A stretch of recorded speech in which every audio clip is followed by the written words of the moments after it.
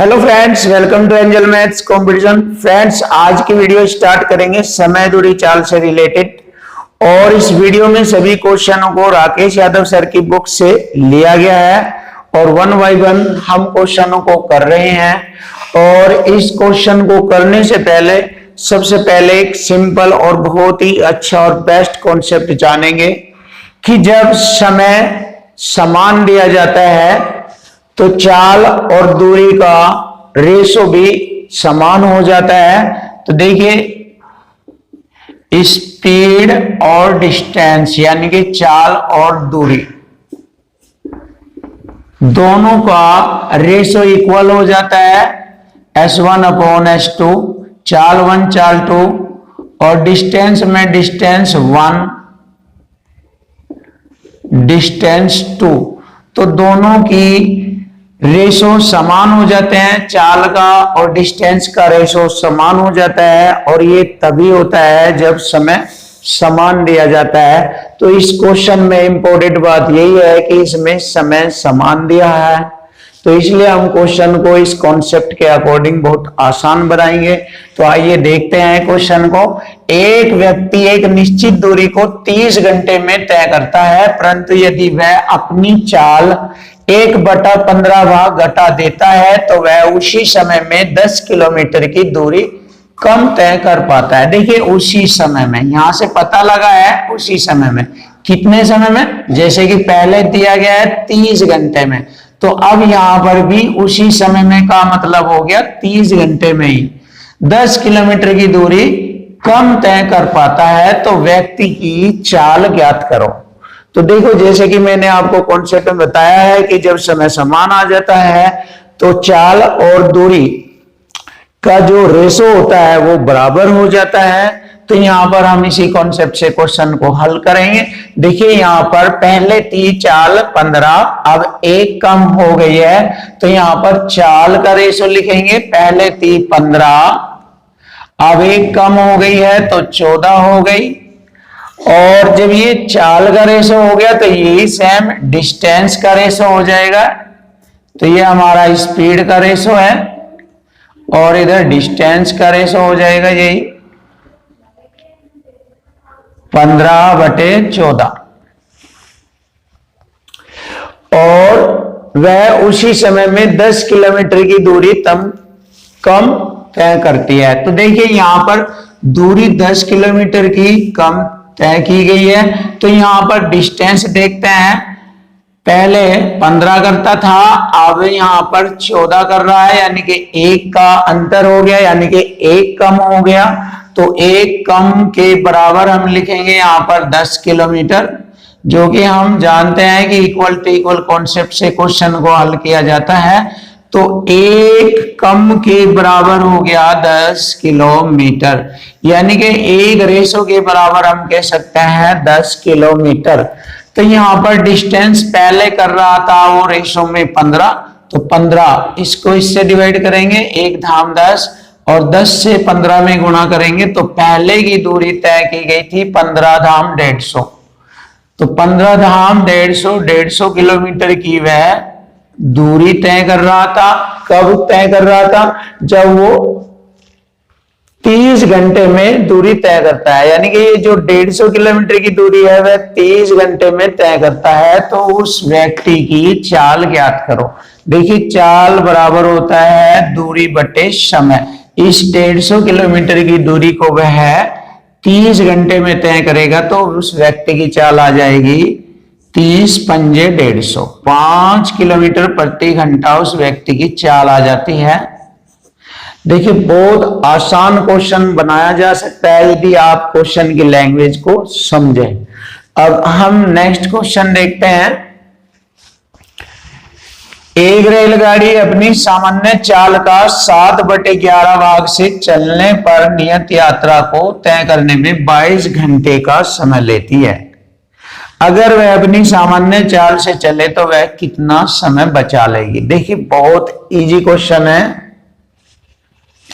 जैसे यदि वह 7 की चाल से चलती है तो 22 घंटे का समय लेगी उस दूरी को तय करने में, और यदि अपनी सामान्य चाल से यानी कि 11 की चाल से चलेगी तो वह कितना समय बचा लेती है।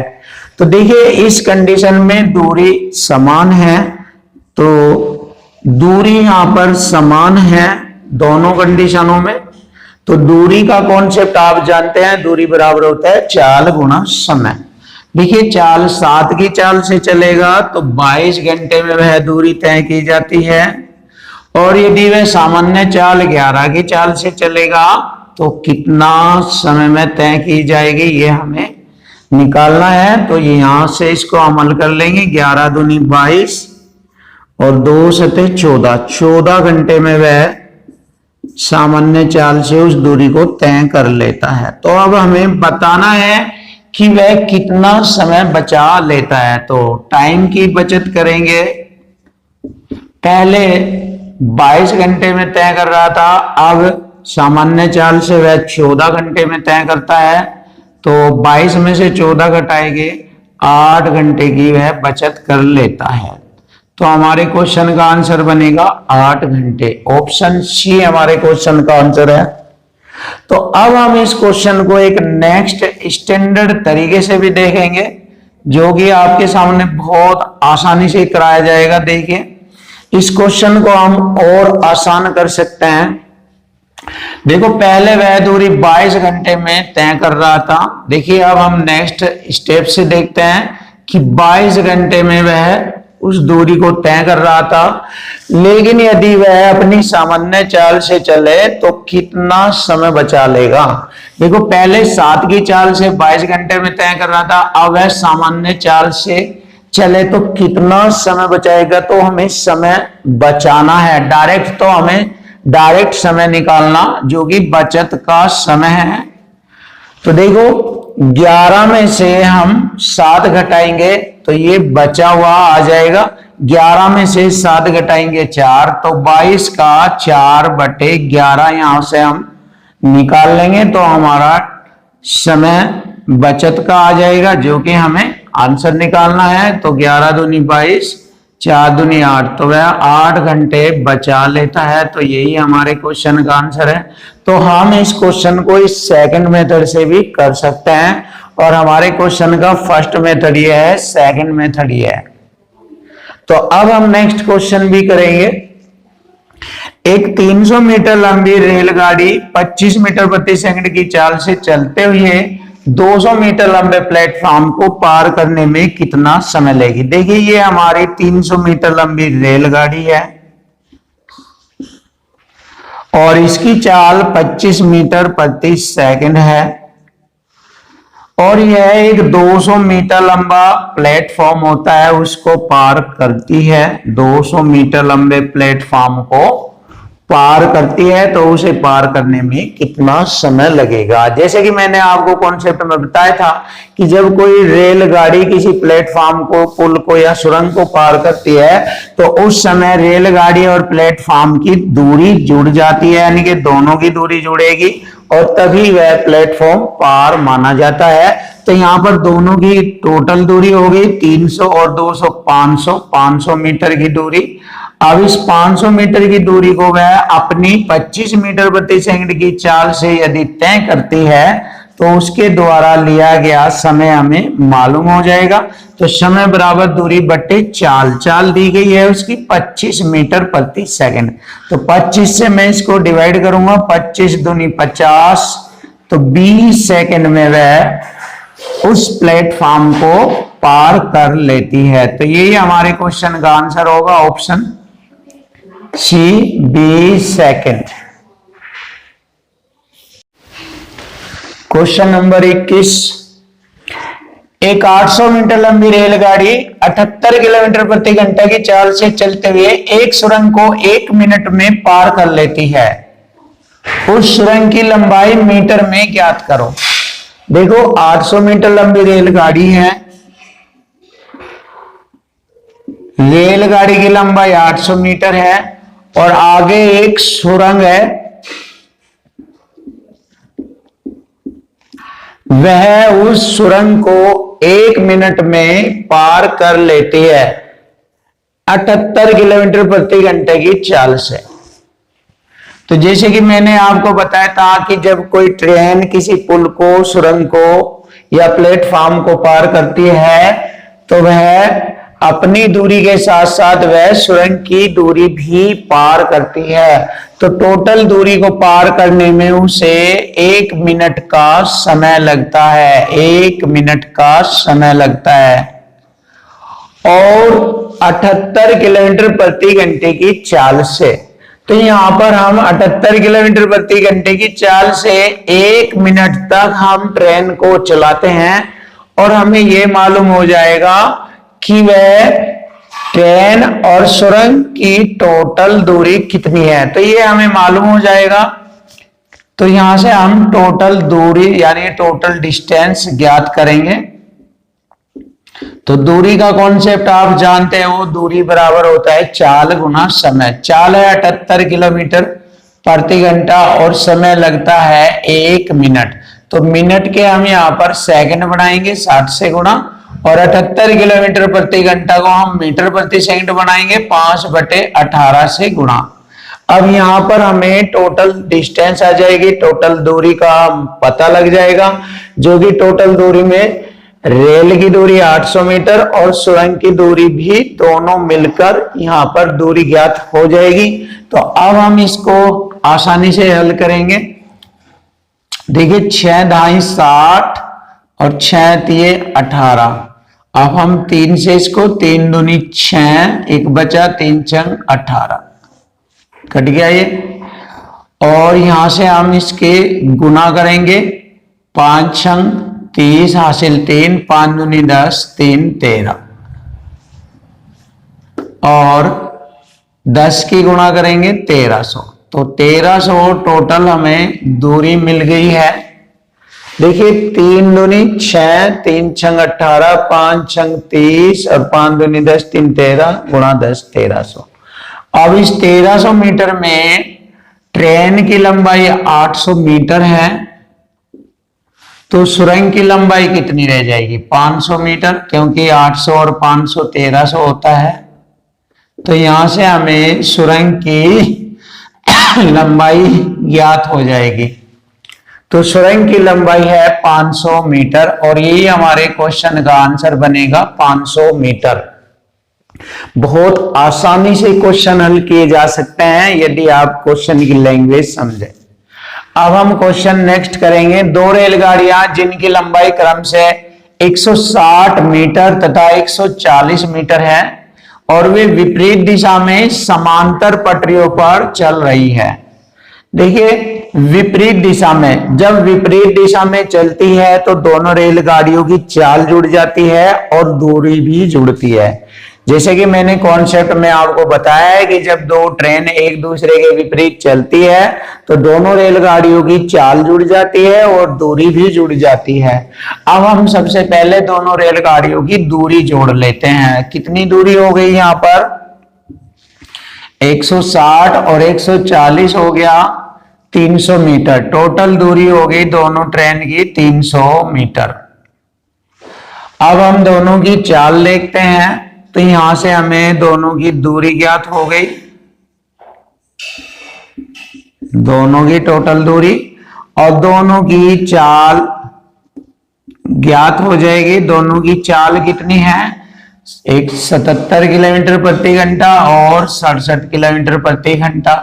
7 और 7 जोड़ेंगे 14 हासिल 1, 7 और 7 14, 144 किलोमीटर प्रति घंटा दोनों की चाल जुड़ गई है। अब एक दूसरे को पार करने में कितना समय लेंगे। तो देखिए दोनों एक दूसरे को पार करने में कितना समय लेते हैं। जैसे कि आपको पता है समय बराबर होता है दूरी बटे चाल।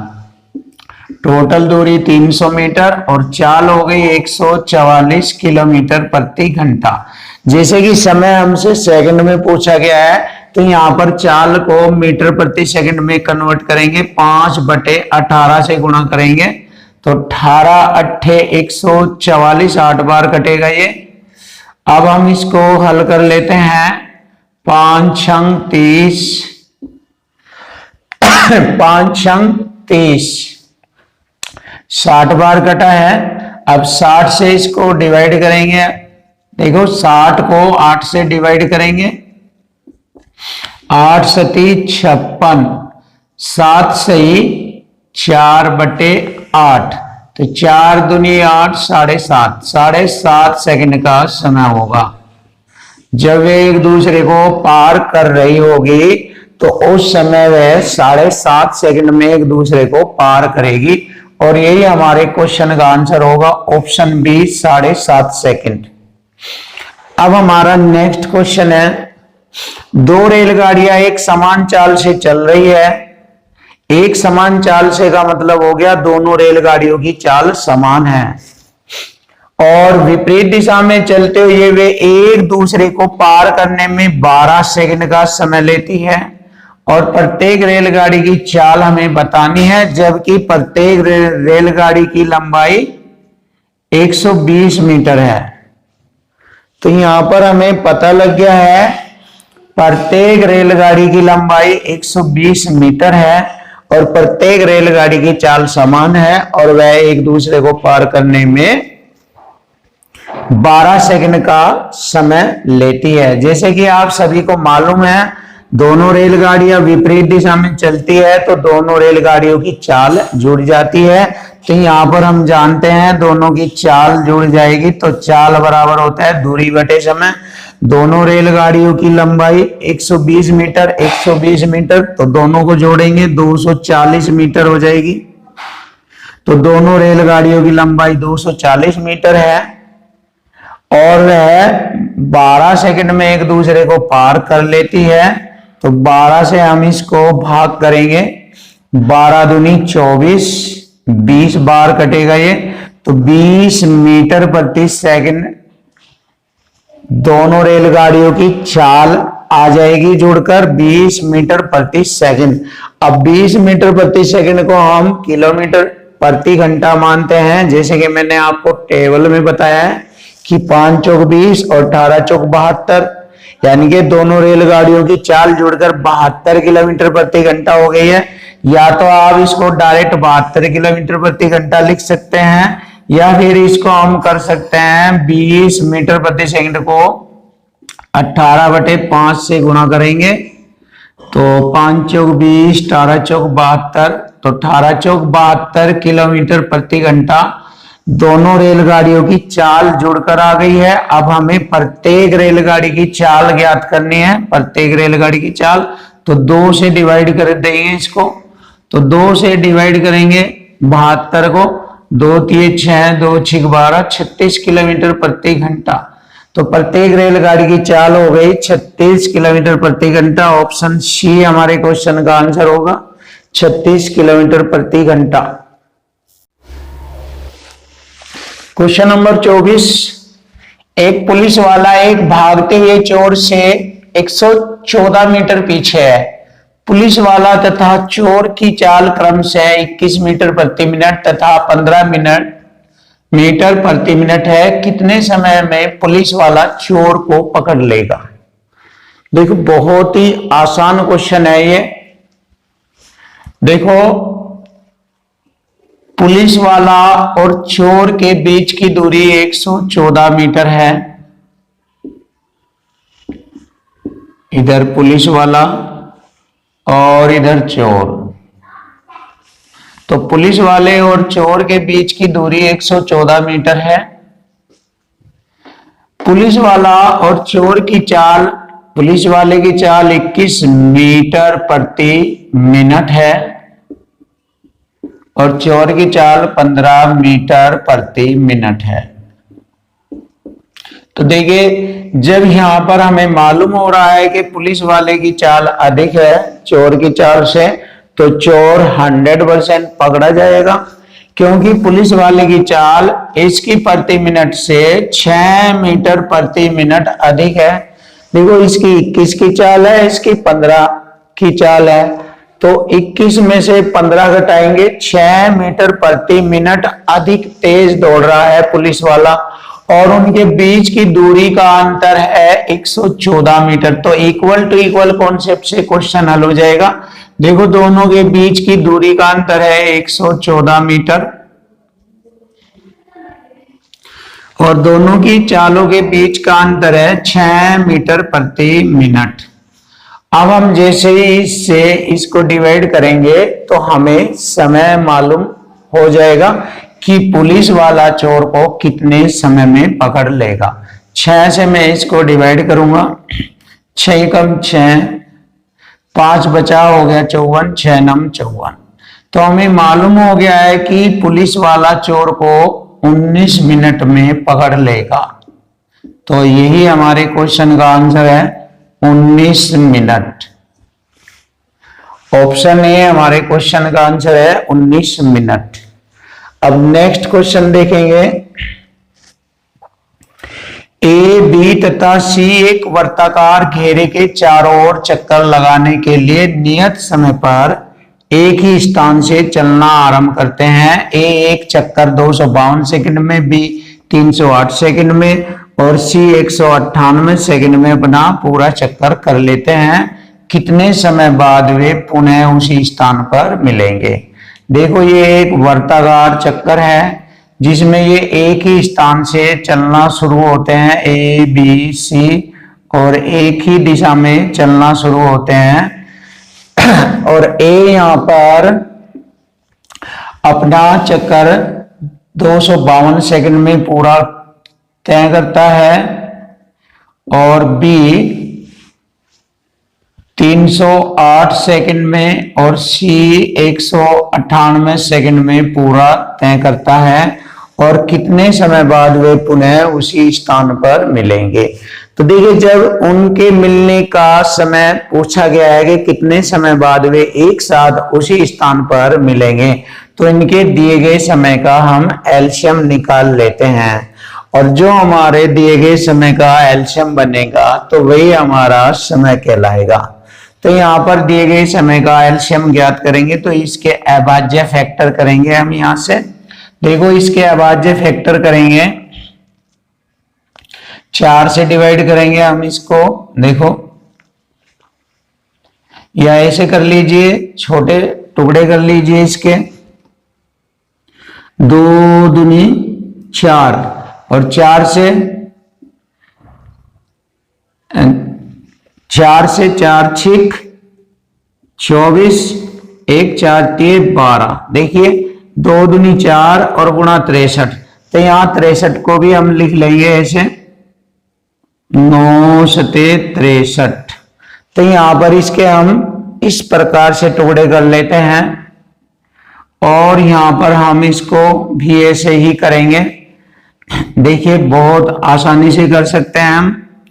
11 दूनी 22, 8 बज गया, 11 8 88। अब हम इसको और छोटा करेंगे 28 को, 4 सते 28 ऐसे करेंगे। अब यहां पर इसको 11 से मल्टी करेंगे, 11 एकम 11 8 11 8 88।